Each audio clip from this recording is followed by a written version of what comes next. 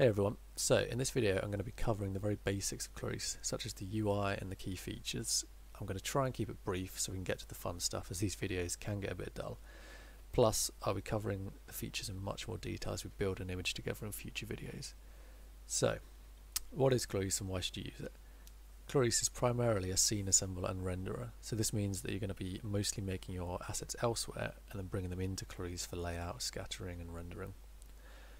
Clarisse has quickly become an industry standard tool and has been used on many feature films. For example, ILM have used it on Star Wars, Dean Egg have been using it on the Avenger films, Blade Runner. Its strengths are in building environments and big scenes with huge amounts of polys, and its scattering tools are really powerful. I've had scenes with trillions of polygons all being displayed in the 3D view at once with no issues.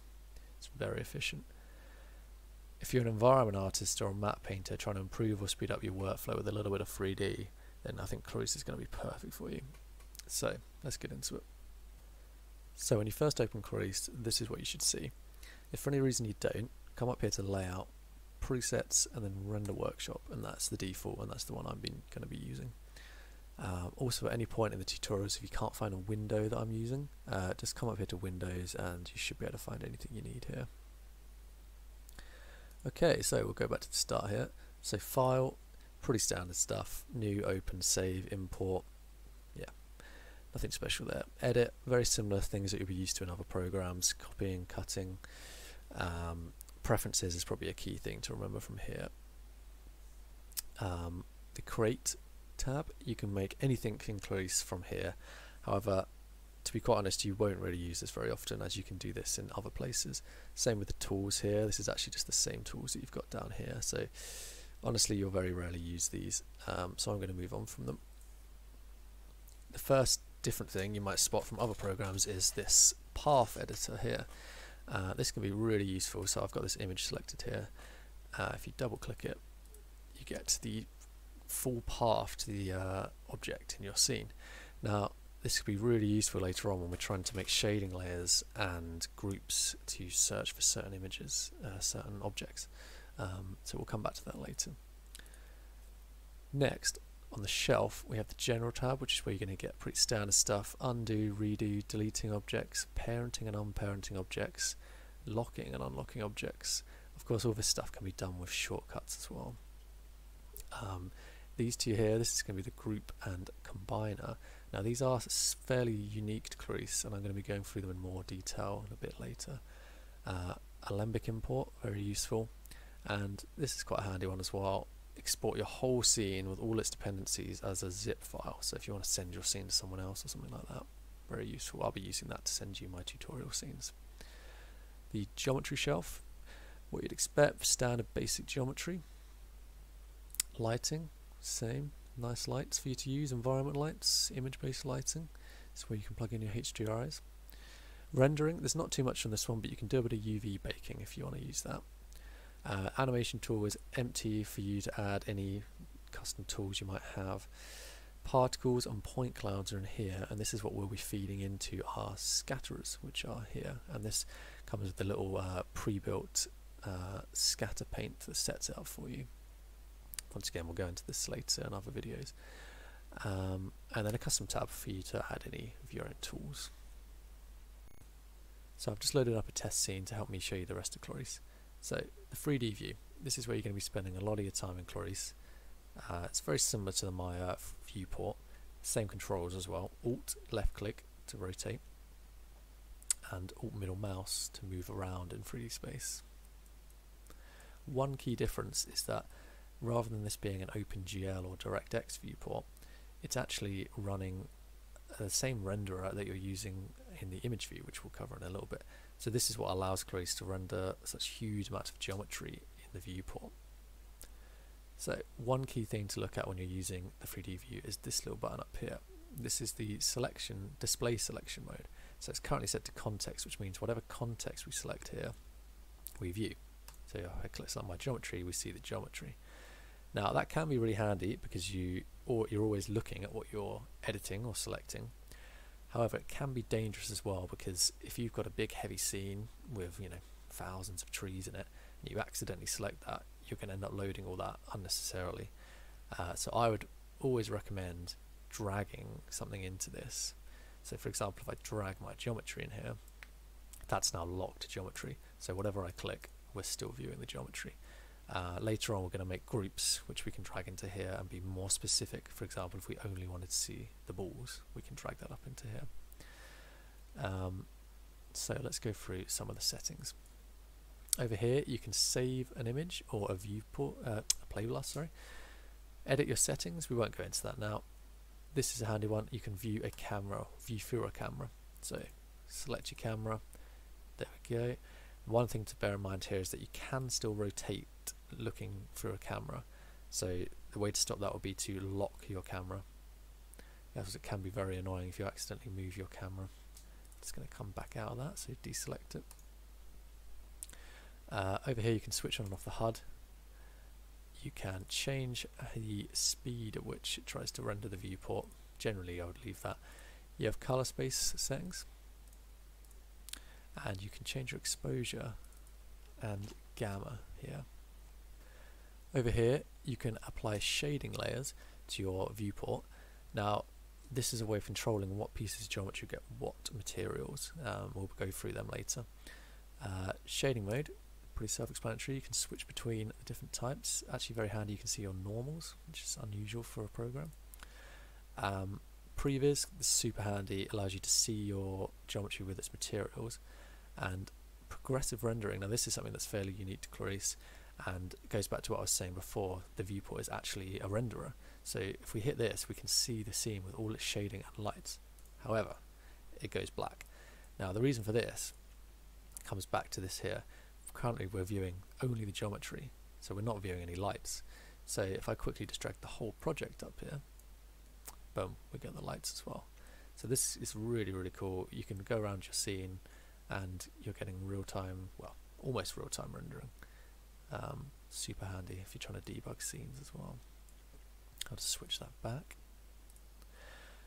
When you're not on these two modes, you can also turn on ambient occlusion, which has the sample settings for that here if you want to make it a bit better because it looks a bit rough.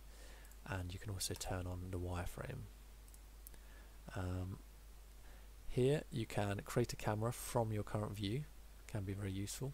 Over here you can adjust how the viewport is being rendered. So by default it will be on application preferences, which is set to hybrid GPU CPU.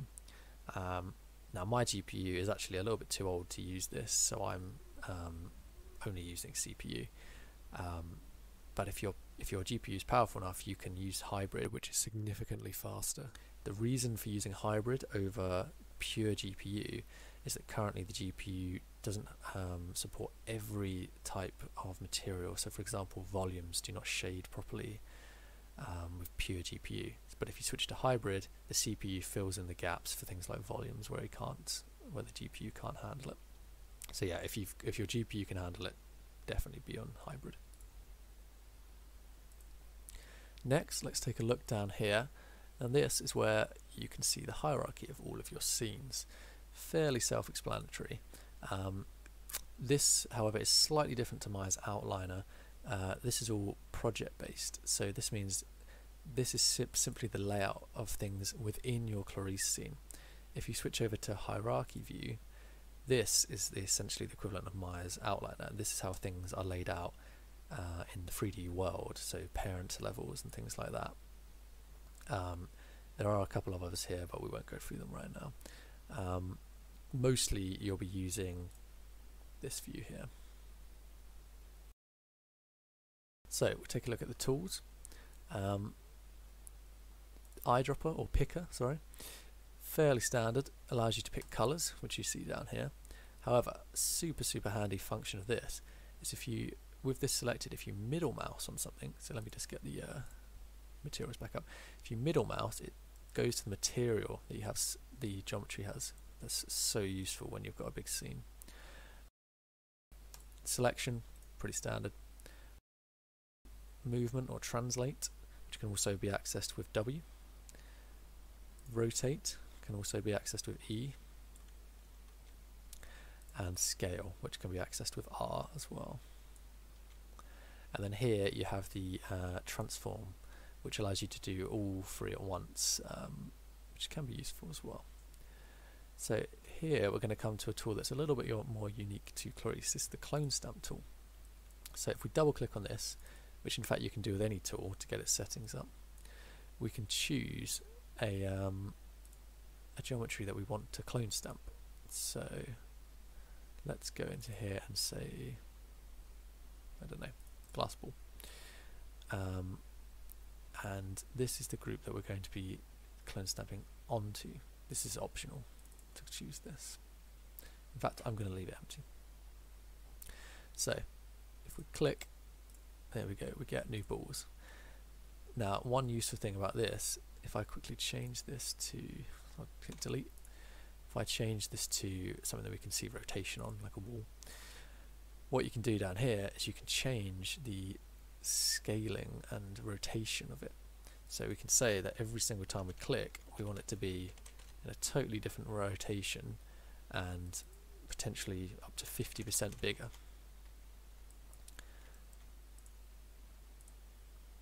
So that can be a really quick and handy way of laying out stuff. A great example would be if you had a lot of crates or barrels. Click, click, click, click, and you've got barrels in different rotations and for your layout. Down here we have the particle paint tool. Now this can be used to paint particles and point clouds to feed into your scatterers. We'll go into this later. And this property paint allows you to paint attributes onto the points that you've painted. For example, you could paint color information into them, or scale information for the points for the geometry that's being scattered onto them to pick up. The next tool is called the pick fit, and this allows you to just drag and fill your screen with what you're seeing there. Personally, I don't really use that very much. Render region really only applies to the image view. Handy tool here, measure tool. You want to quickly get the distance between two objects, and of course switching between your two colors. Now, one thing is that almost all of these tools can actually be used in the image view as well, which is really quite cool. So moving on to the image view. Now this is something that might be called the render view in other programs, essentially the same thing. And these images here, this is what you're going to be eventually saving out of Clarisse. So this is your final image, and these images are made up of multiple layers, which if you come down here to the layer editor, you can see this one is currently made out of just one 3D layer, which I can hide. You can add multiple different layers, including multiple 3D layers with different geometries. You can bring in files. Something I do sometimes is bringing in skies to help you see how the shot's coming together. And of course, a reference layer for bringing in reference imagery, such as the shot you may be working on, so you can match the lighting, for example. These images that you're creating and editing can be found in the image gallery here. Now I've just quickly duplicated my image, so these two are identical, but you can see I can drag this up to here. We're rendering this image. If I drag this one up, we're rendering this image. This can also be done up here. Browse for image, and then pick the image you want to view. Now, one thing you may have noticed is that as soon as I switched into this image view, it was instantaneously rendering, and this is quite handy as it's constantly updating. So if you change a value on something over here, so I change the scale, you can see that it's updating live. However, if you're doing lots of big changes in your scene, I would heavily advise to hit the pause button up here, as although Clarisse is very stable, if you can't push your luck, if you change too many things at once, it may crash. Cool. So coming up here to the toolbar, first one we've got here is save image. So this is one of the ways you can save your image out of Clarisse once you've finished rendering it. One thing to note with this is that as you can see, it's grayed out. It will not work until this is at 100%. So your image has to be finished for you to be able to save it out. I think that is something that they're maybe changing in future versions. Next up, you can show transparent pixels here. Sometimes it's a bit nicer to keep it on black though. You can switch on and off your buckets and the HUD here, the text. Next one is the limited region, which we actually have to come down here to the render region again to see how this one works. So if we click this and then press shift and left click drag, we can pick an area that we want to render, and if you shift left click you can get rid of that selection. Now if I just drag another one out here, what this button up here does is this toggles it on and off, so it keeps your selection but allows you to switch it off temporarily. Next up we have your color space and exposure levels like we did in the 3D view, and gamma. This button is for controlling the progressive rendering. So the first pass will be 1/16 samples or resolution, so it'll be very quick first pass, and then it will iterate up to full resolution each time the buckets go over the image. However, if you have it set to full resolution, then the buckets will finish to 100% samples on the first pass before moving on. So generally it's better to keep it on this one if you want to see quick results. Next up here you can save a screenshot or a snapshot, and by doing this you get images. So these are past renders saved just within inside of Clarisse. These aren't saved out, and you can go through these by clicking on this one here and picking older ones. A lot of mine are going to be exactly the same because I haven't really changed anything.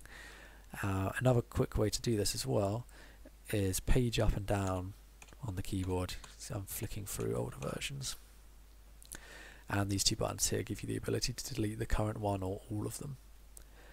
Next up here you can view your different AOVs that you may have, for example depth. You might also have specular, diffuse to help you composite. And if I switch back to RGB8, here you can view your different channels, so alpha for example. Now this one is an interesting one. This is called visual hint. So if I switch back to depth, what this does is it automatically, well, if you leave it on automatic, it normalizes your different AOVs. So without it, oh, wrong one. Without it, if I just go to raw, depth is just big flat red color, because the values inside here are going, if you look under these numbers here, they're going from 43 to 45, so well above white. So what this does is just automatically normalizes your different AOVs. It's really handy. I would advise keeping that on. Next up you can add another way of adding reference plates or imagery. I think the difference is here is that this will not be rendered, whereas the ones down in the layer, if you want them to be, can be rendered. Over here finally we have sample quality. So this is just a quick way of changing the quality of your render. So as you can see, this one's now coming out a bit noisy. If I go right down to 10 you'll really see it. There we go. Much quicker but noisier. So you've got to weigh up what you need at the time. And coming back to what I mentioned before, these tools are able to be used in here as well. So get the color picker, get a color, and of course the middle mouse one again takes you to the different materials. Super useful. I won't go through all of these, but yeah, we can go back to the movement controls. So if you click this or press W, and you can see live changes in this, and then undo. And you can even do things like the clone stamp that we used earlier. There we go. Randomly orientated planes coming in. Obviously not very useful in this exact scenario, but yeah, very cool. Right, I think that's it for the image view. So now we're going to have a look at groups and combiners in Clarisse. Now these are two very powerful tools that you'll use together and quite frequently, but they might be a little bit different to what you're used to in other programs. So we'll start with groups. Now groups don't exist in the 3D world at all. They are purely just lists or collections. They have no transforms, which is a bit different to what you might expect. You can see I've got a couple here that I'm using to control what geometry is being seen in my image, and that's a really good example of how you would use them, so I'll go through that now. So I'm currently looking at all my geometry, and what you can see is that if I view my image, I've removed the spheres from this, so let's add them back in. So go back to viewing the geometry. So what we can do, there's a few ways of doing it. So you can click on the spheres, and you can go right click group, and this will give us our group here. And as you can see over in the attribute editor, they've been manually added into the inclusion items for us. And if we view this group, you can see we've got the 3 spheres there. You can also do right click new group, which will give you an empty group, and the same Control-Shift-G as well, give you another empty group. Now, I think where groups really become powerful is when you, rather than using the inclusion items here, is when you start using your rules. Now, I'll show you how that works. So if I remove these from here, and then what we want to do is we want to make a rule that's going to look in geometry and grab anything in there that's got the word ball in it, which is what our free spheres are called. So I can do a wildcard geo, which is going to find the folder, another wildcard slash, which is going to then go inside that folder, wildcard ball. And if you hit enter, you can see down here in the result that we're picking up the free balls. And you can do the same thing with exclusion rules and exclusion items. So you can manually add items or groups, and of course do the same rules. So as a quick example, let's say we don't want this chrome in here. It's a very broad rule I'm making here, but we go remove anything that's got the word chrome in it. I'll undo that for now. So if we go over to my layer, I've got a geometry group here that's controlling everything that goes into the image. And sorry, I'll drag the image back up here. We'll go to this, oops, hit add, and that's not the one I just made. Here we go, group, and you can see that we now have the balls in our layer. Now this is really powerful because you know, if we decide now that we want 8, 9 more spheres in here, this group is already set up. It's going to pick up anything as long as it's got the word ball in it. It's going to come. So you know, if you're using this with trees or anything, you can have groups feeding into your scatterers. Second you import a new tree in, it'll automatically pick it up, put it in your scatterer if that's what you want it to do. So it's really good for updating stuff. You know, if an animator gives you a new animation, just drag it in, it'll automatically be picked up, put in the right layer. Really handy. So now let's have a quick look at combiners. So combiners are a bit more like what you'd expect from a group to be in other programs. Combiners actually have transforms and exist in the 3D world. So once again, we can do this by either right clicking and making a combiner, which will be empty, or we can click on the balls and do combine, and this has created us, if I click it, this has created us a combiner with the 3 balls already added into it. You can of course add groups into here as well. So if I delete this, I can add in our group that we've just made for the balls. And actually, we just need to view this in the geometry because that combiner has not been added to my image. So if you click here, you can see that I can move this around. This is now a 3D object, and they're all parented together. You may have noticed that the original objects still exist. So this is another way it varies slightly differently.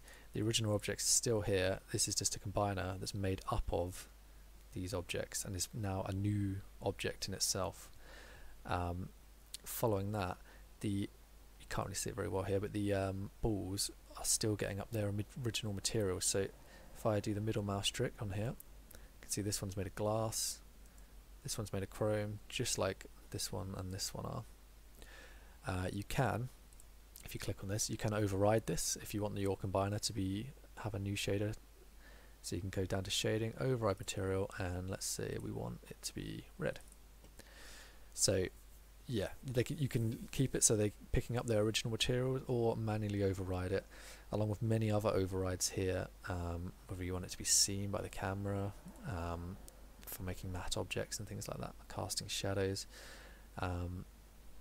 Yeah, they're very cool, and when combined together, you know, when you've got groups that are automatically picking up trees that are then feeding into combiners, which then could be feeding into scatterers, creates a real nice like automated system for any time you want to update stuff in your scene.